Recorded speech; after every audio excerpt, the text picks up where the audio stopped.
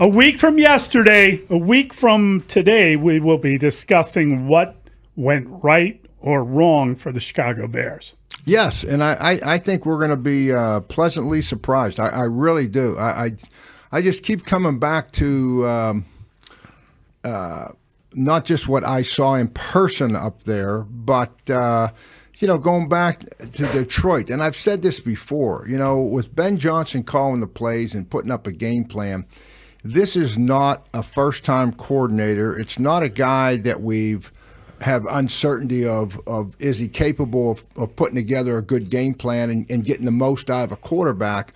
But we saw it for 3 years, and there's a consistency thing. And I think whenever you see that in a coach, you should feel good about knowing what's to come. And I feel good. I think we're going to be balanced running the football, and I think the play-action pass game is going to be the biggest producer that we haven't had in several years here, which is going to help Caleb in the end. J.J. McCarthy making his first NFL start. If you're Dennis Allen, how different is your game plan, if at all, with Jalen Johnson and without Jalen Johnson? Because as we sit here this morning, both those are possible, and I think probably leaning. We don't know if he's going to practice today. If he doesn't practice today, it's hard to see him maybe playing Monday. But does that change Dennis Allen's approach? Well, I think it's a little bit of a trade-off because Addison, their star receiver, he's not going to be playing. So we kind of know who their go-to guy is. At Detroit, they got a new play caller, obviously Morton up there at Detroit. What decisions he can make, because he's probably not going to get a lot of feedback from the head coach. You know what I mean? The head coach up there is not he's not involved in the play calling really. So it's going to be Morton, and what's he gonna do on third down and 2 or 4th and 1 if the head coach says go for it. So there's all those uncertainty things. And, I used to always look at it this way. When you had a young quarterback like J.J. McCarthy, we used to always say, hey, pressure the young ones and the old ones. And the old ones, they couldn't move. And we're kind of done. It's harder to pressure and cover the good ones when you don't have your best man cover guy. Yes. That's the thing. So if you're Dennis Allen, you might have to adjust a little bit. Yes, I agree. And we assume Gordon's 100% and ready to go, but he was nicked a little bit. No, so and we lose Terrell Smith, the one corner, from a depth standpoint. And who was the guy we signed that looked, had a rough outing, got beat on Nashawn Wright. Nashawn Wright. He did not look good against the Chiefs. Right. How confident are you, right now with him? You're a little skittish, actually. Yeah, the secondary, and I said this from the day one, knowing Dennis Allen, sure, you can pressure more and you can blitz more, and all the fans, everybody likes that. Hey, let's blitz. But you got to have guys that can cover, and we're banged up a little bit right now. So, where it'll be up Monday, I don't know, but we'll pressure him. I would pressure him some and see how he handles it. I really would, and see if he can make the split-second decisions that he has to make. Dave, Ben Johnson was 5-1 as an offensive coordinator against the Minnesota Vikings. I'm just wondering, does that mean he understands what Flores wants to do and how he attacks? Does that mean he has an understanding of things, or does the roster change mean that, I don't know how this is going to work out? Yeah, no, I think it's a positive. You know what? That's a good. I did not know that. He was 5-1 against Brian Flores and didn't even name check him at the press conference. Yeah, no. and you know what?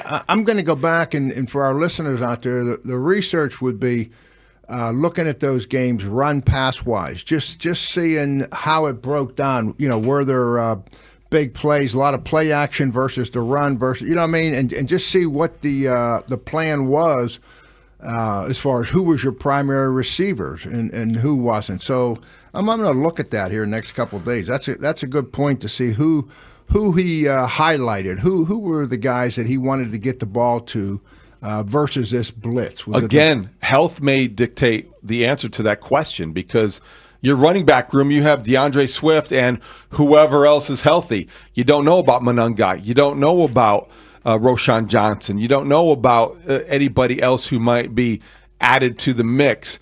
You worry about your ability to run the football behind Braxton Jones, maybe, because your left tackle is somebody that you haven't really announced as a starter until maybe today.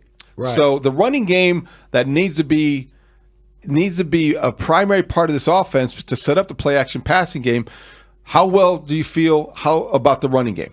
You know what? I as long as you're committed to running the ball, numbers, I'm always feeling good about the run. I mean, and sure, you'd all like to have, obviously the best back in the league.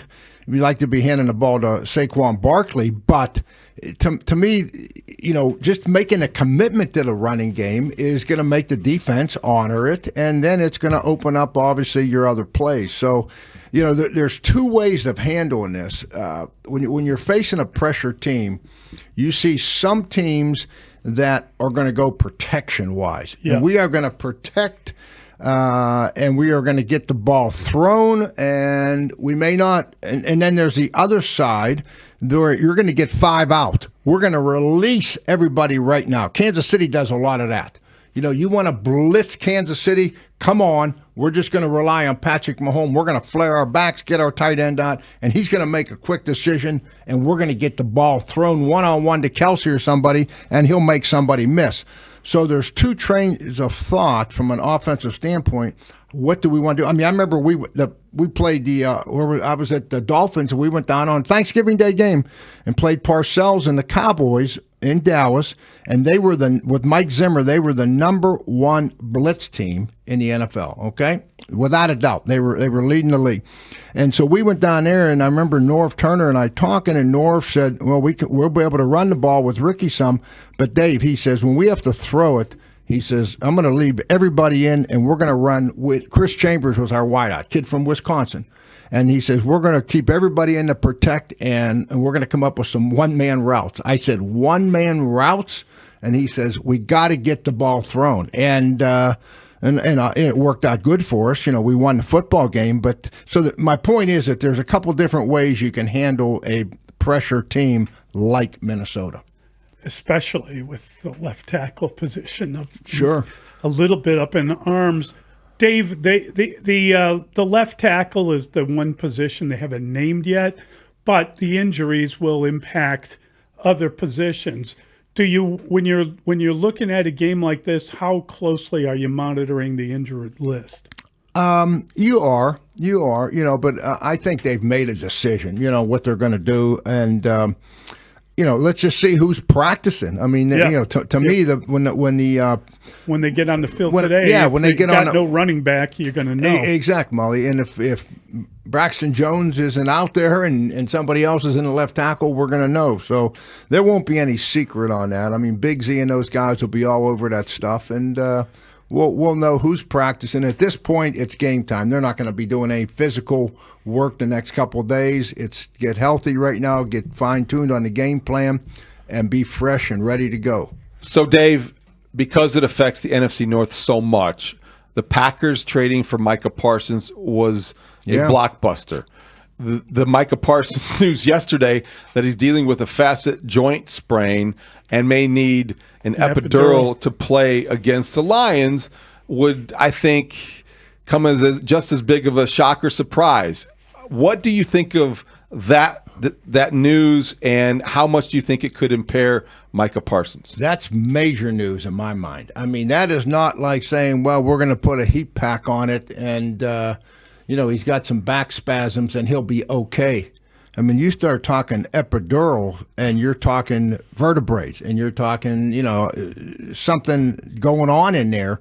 And before you line up and play a snap, that's a major concern. And obviously they had to know that before they made the trade.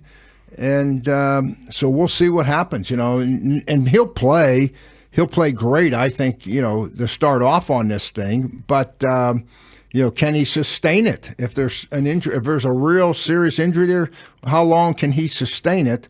Because let's face it, at the end of the day, the reason that the Green Bay Packers signed Parsons is to get them to the Super Bowl, right? It's not to get into the playoffs. They've done that without him. So that's when he better be ready to go, is when they get down into that, December and January stuff. And I don't know. You've been in these conversations. You've been in these rooms. Would that have given you pause? If they knew, 100%. If they knew that this was a situation, would they? What compelled them to still give up what they gave up and then sign him to a $120 million guarantee? 100%, it would have given me pause. And now you're going to look at the MRIs and you're going to do all this stuff, and then your doctor's got to make a decision. Your doctors say, hey, this is manageable. This is nothing. This is not a surgery down the road situation. This is manageable. We can treat it. There's not a problem with it. That's what you have to hear from your medical people. And as a head coach or GM, you can't make you can say we don't want anybody that's got any type of injuries, but he's so young, obviously, age-wise, that you're going to lean on your medical people for this. Wow. Yeah, big decision. So maybe Jerry, I don't know. I mean, who knows? And hopefully he gets up there and he's he's a team guy and Were you going to say maybe Jerry knew?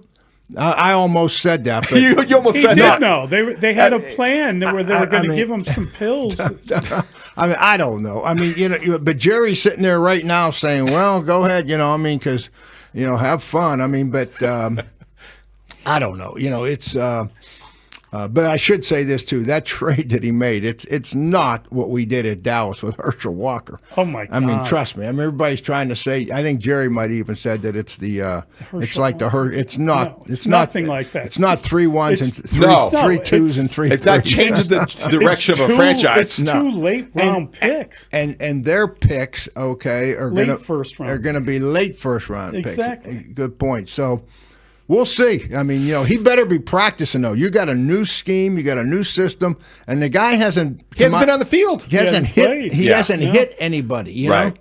He has not. But pass rushers, see ball, get ball. See quarterback, sack quarterback. You know who I'll be anxious to see, since we're talking that trade? I have been a big fan of Clark. Kenny Clark? Clark. I mean, since he came out of UCLA, and Bears killer. This guy is, and he's excited. I saw an interview by him yesterday, and he says, "I'm ready. I am looking forward to this." So it'll be interesting how it plays out on both sides. All right, Dave. So the Vikings, back to the Bears game. Kevin O'Connell is 26-9 in one-score games. So say we're watching Monday Night Football, and the Bears are keeping it tight, and it's Vikings-Bears, and it's either tied or one touchdown game going into the fourth quarter. All the confidence in the Bears season, I think, is rooted mostly in Ben Johnson's arrival and his ability to impact the outcome. Who has a coaching edge at home, at Soldier Field, fourth quarter of a one-score game against the Vikings? Oh, I think because it's at home, obviously McConnell's done it, so you say, okay, we know that he has done it. But Ben's made those decisions. In Detroit, I don't know where Detroit's been in one-score games, but I don't think we're giving up anything with Ben just because he hasn't been a head coach before. I really don't think so. I think if it's a one-score game, you want to be at home. You want to have the fans on your side. I mean, that's and Bear fans will be climbing the walls Monday night. We know that. So I think the advantage goes to the Bears if it's a one-score game. And then you got Caleb, and JJ's a good athlete, but Caleb, he has had a history. Even last year, Caleb, there was 2 or 3 games where he put the Bears in position to win games in the last drive or two. That was impressive. It really was. Dave, when we talk about this college opening weekend, began in earnest, there were a ton of teams going for them fourth down, and the feeling is that has been opened up quite a bit because of the desperation of different situations. And what do you have to lose? What do you think is going to happen on fourth down with the Bears? I'm just curious. We saw, you could argue that Dan Campbell kept his team out of the Super Bowl by going for too many fourth downs. Was that him, or is that Ben Johnson? Do you expect him to be more aggressive than we've seen, or do you have any feel for whether or not he'll be taking risks on fourth downs? I don't. The crowd, the fans, they want to go for it every time on fourth down. You know what I mean? I mean, that's some silliness, too, is the way I used to always look at it. I mean, Texas went for it 5 times against Ohio State on fourth time, and they made one. They made the first one. They made one. And then they missed the rest That of was them. the worst tush push in tush push history. Oh, you know what I'm saying? So, exactly. That was out of the shotgun going, are you kidding me? That was crazy. Coach, don't even, I was texting with Jimmy and Tony Wise and a bunch of guys. And Tony couldn't get over it. They refused to get in a 3-point stance. He says they refused to get in a 3-point stance and put your hand on the ground and block somebody. But Jimmy was starting that Notre Dame game. Jimmy was good. He said During the bell. That was fun. He says, yeah, I'll come up there and do that. Help be part of it. He says, but just know that I don't stay up late, so I'm leaving at halftime. As only he can. I mean, yeah, he's the best. But so on fourth down, I think that I don't think Ben will be influenced by the crowd saying go for it. I think he'll take everything into account, which as a head coach you have to. What are the field conditions? What's the wind out? What's the surface? I heard we dominant on defense? Or how's our defense? If we don't make it, can we I think he's going to them? go for it. I think he's going to be aggressive. I think that was Ben Johnson and Dan Campbell together in concert being that guy. Yeah, okay. Fourth and less than 5 in Viking territory early in the game. I think he's going to go for it, and people are going to like, whoa. And a lot has to do too. Ben in his first year, he's going to be here. You know what I mean. So you're feeling a lot better than maybe. I don't know who else in the league. He's got security. He's not on the hot seat. No, that's somebody. Honeymoon is still extended. Yeah, well, there's somebody that has to win X amount of games. That becomes a factor. It could become a factor, I should say, one way or another. So, he'll be aggressive. If you're said which way is he going to lean, he's definitely going to lean to be aggressive. There's no question about that. First third down where the Bears have to get a conversion. Who is the receiver do you think is going to emerge as the go-to person in those situations? I'm finding a way to get the ball to DJ Moore. He's my guy until somebody proves otherwise. I don't know. I'm just a fan of his. I think he's just a playmaker, a veteran playmaker that has done it in critical situations. You can hand it off to him. Oh, boy. You know what? Lou Holtz did that. Tim Brown. Remember Tim Brown? Yeah, great player. That's a great pull, Dave. Wait. Yeah. Wait. So we're playing them in the Orange Bowl. Okay, at Miami, and I'm calling the defenses, and I'm having the press box, and I said, guys, it looks like Tim Brown. They got through. Tim Brown's lining up a tailback, and I said, let the guys know that he's in the back. He's a tailback, and Lou Holtz ran a pitch play, a toss, and I remember it, and Benny Blades came up. Okay, and for our listeners don't know Benny Blades, he was, I think, the 5th or 10th player taken in the draft, 3-time All-American, giant guy, great player for the Detroit Lions. And Benny came up and hit him and knocked him up into the Gatorade table. You could do those things back then. And Tim Brown got up and said something to the effect, hey, man, don't you realize what are you doing? I'm in the Heisman, and Benny Blades had a brother, Brian Blades, who was our starting receiver on the same team. He was with Michael Irvin. And Brian played, 5, 6, 10 years for this. He was a second-round pick for the Seattle Seahawks.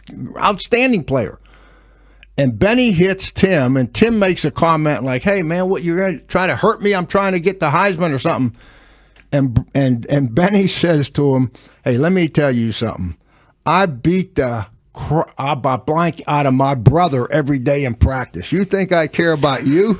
Oh, it was a 24-0 later, but anyway, that's You remember that one, Dave. Dustin, that's for you. That's for you. Put that in your memory bank. Postscript: Tim Brown did win the Heisman. Tim Brown was a pro. Tim Brown was a great player. Oakland Raider. I love Tim Brown. I'm not. All the point I'm making is off what Mully said is maybe they put DJ at running back. Yes. And I've went Gulp. down that road before, so we'll see. All right, Dave. Thank you. Great stuff, Dave. Good Looking to see you. forward to the start of the season Thursday, and then onward, and obviously Monday night is the big one.